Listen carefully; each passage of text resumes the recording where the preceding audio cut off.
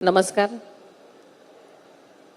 Missing link म्हणजेच आताचा connecting link लोकार्पण सोहळ्याच्या आजच्या या कार्यक्रमामध्ये उपस्थित असलेले राज्याचे लोकप्रिय मुख्यमंत्री आदरणीय देवेंद्रजी फडणवीस साहेब, उपमुख्यमंत्री आदरणीय एकनाथजी शिंदे साहेब, मंत्रिमंडळातील माझे सहकारी श्री शिवेंद्रराजे भोसले, आदित्यताई तटकरे, भरत शेठ गोगावले, मेघनाताई बोर्डीकर, सुनीलजी तटकरे, श्रीरंगाप्पा बारणे, श्री अनिलजी गायकवाड, श्री मिलिंद म्हैसेकर, श्रीमती मनसा म्हैसेकर, तसेच सर्व प्रसार माध्यमातले सर्व प्रतिनिधी, सर्व अधिकारी, कर्मचारी, सर्वच इथे राबणारा कर्मचारी वर्ग आणि माझ्या बंधू भगिनींनो, आज 1 मे आपल्या सर्वांना महाराष्ट्र दिनाच्या आणि कामगार दिनाच्या तसेच बौद्ध पौर्णिमेच्या मनापासून शुभेच्छा देते. पुणे मुंबई द्रुतगती महामार्ग मिसिंग लिंक प्रकल्पाचं लोकार्पण आज आदरणीय मुख्यमंत्री देवेंद्रजी फडणवीस साहेब आणि उपमुख्यमंत्री आदरणीय एकनाथजी शिंदे साहेब आणि सर्वांच्याच साक्षीनं आज करण्यात आलं. आजचा दिवस खरं तर आपल्या सर्वांसाठीच अतिशय महत्त्वाचा आहे, सर्वांच्या दृष्टीने अतिशय आनंदाचा, अभिमानाचा आणि ऐतिहासिक सुवर्णाक्षराने लिहिण्यासारखा आहे.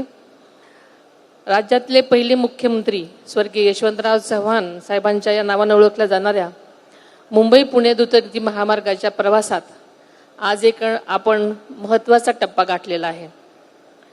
मुंबई पुणे एक्सप्रेस हा राज्याचा प्रगतीचा, वेगाचा आणि आधुनिकतेचं प्रतीक आहे आणि याच रस्त्यावरील मुंबई आणि पुणे या 2 महत्त्वाच्या शहरांना अधिक वेगानं सुरक्षित जोडणारा मिसिंग लिंक म्हणजेच कनेक्टिंग लिंक प्रकल्प आजपासून आपल्या सेवेत दाखल झालेला आहे आणि ही आपल्या सर्वांच्या दृष्टीनं अतिशय आनंदाची, समाधानाची बाब आहे.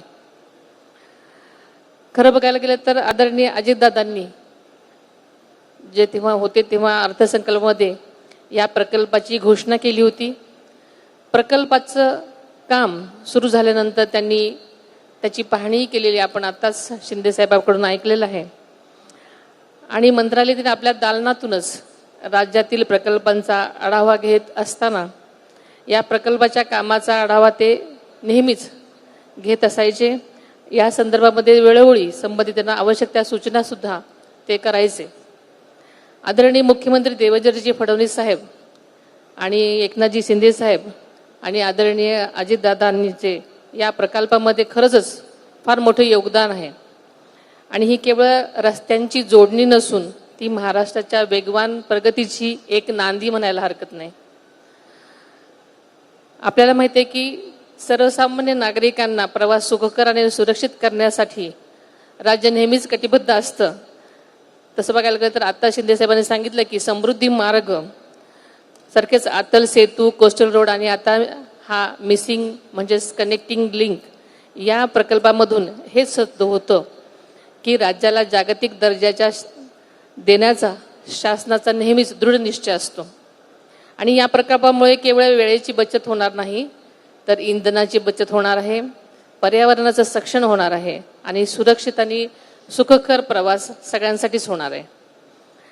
आपल्याला माहिती आहे की घाटातील तीव्र वळणं टाळून प्रवासाचा अंतर कमी झालेला आहे. त्यामुळे पथकर नाक्यावरील विस्तारीकरणामुळे वाहतूक कोंडी टाळता येईल.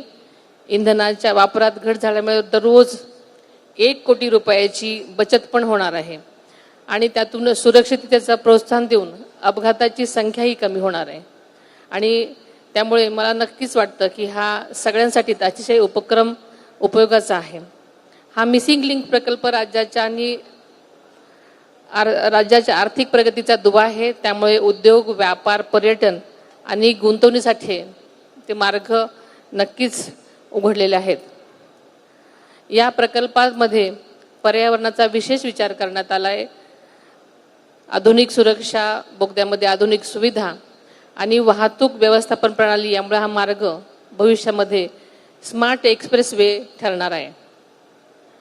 या प्रकल्पासाठी ज्या ज्या लोकांनी आर्थिक परिश्रम घेतलेले आहेत ते उपमुख्यमंत्री एकनाथजी शिंदे साहेब, राज्यमंत्री मेघनाताई बोर्डीकर यांच्यासह SSRDCचे सर्व सहकारी कर्मचारी, या प्रकल्पासाठी काम करणारे सर्वच अभियंते, कामगार यांचं मी सुरुवातीलाच मनापासून अभिनंदन करते.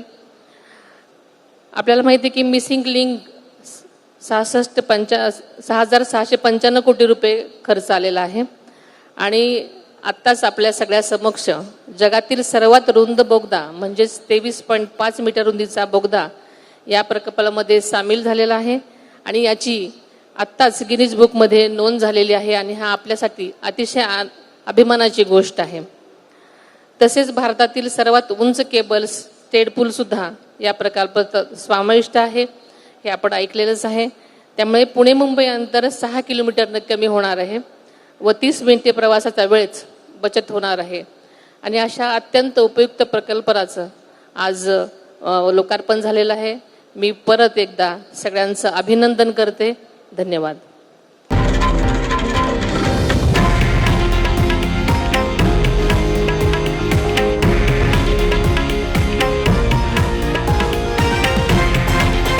हे आहे देशातील नंबर 1 न्यूज नेटवर्क आणि आपण पाहत आहात TV9 मराठी, एकमेव.